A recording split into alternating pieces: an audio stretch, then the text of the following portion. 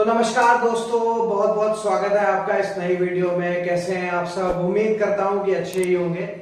तो चलिए, बहुत बहुत स्वागत है आपका हमारे इस चैनल में। दोस्तों, मैं हूं हर्षित। तो आज हम लोग बात करने वाले हैं कि जब आप म्यूचुअल फंड पे निवेश करने आते हैं तो आपके मन में काफी सवाल आ रहे होते हैं, जैसे कि एसआईपी करना सही है क्या, मुझे एसआईपी करनी चाहिए। तो दोस्तों, बेसिकली आज हम लोग इसी टॉपिक में बात करने वाले हैं कि एसआईपी किन किन लोगों को करनी चाहिए, इसका हम लोग डिटेल पे बात करेंगे। तो चलिए वीडियो को शुरू करते हैं।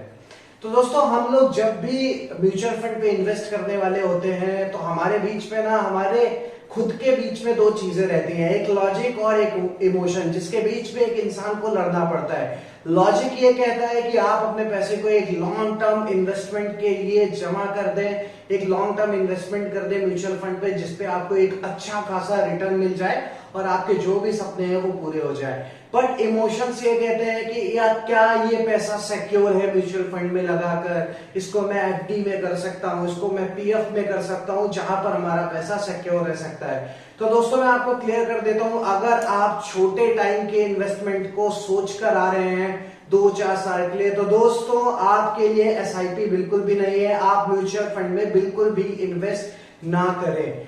आपके लिए तब यही सही है कि आप एफडी कर लें या इस तरह से कोई भी एक फंड पे इन्वेस्ट करते हैं जिसपे आपको गारंटीड रिटर्न मिले। क्योंकि अगर आप म्यूचुअल फंड की बात करते हैं तो आप अगर लॉन्ग टर्म विजन के साथ नहीं आ रहे हैं तो आपको एक अच्छे खासे रिटर्न देखने को नहीं मिलेंगे।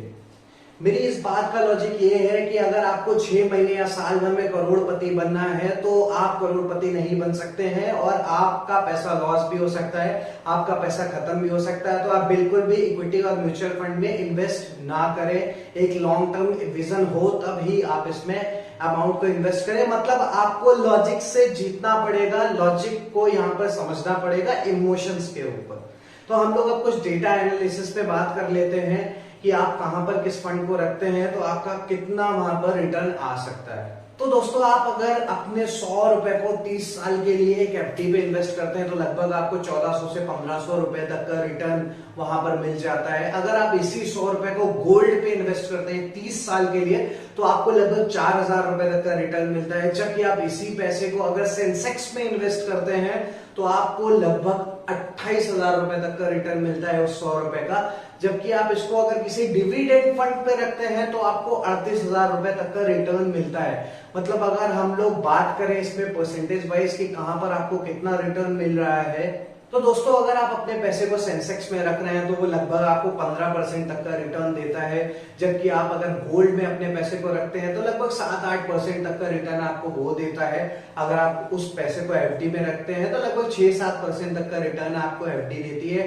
तो दोस्तों, क्लियर मोरल है इस पूरी बातों का। एक ही लाइन में अगर मैं बात करूं तो अगर आप शॉर्ट टर्म इन्वेस्टमेंट देख रहे हैं तो आप बिल्कुल भी इक्विटी या एसआईपी या म्यूचुअल फंड में बिल्कुल भी इन्वेस्ट ना करें।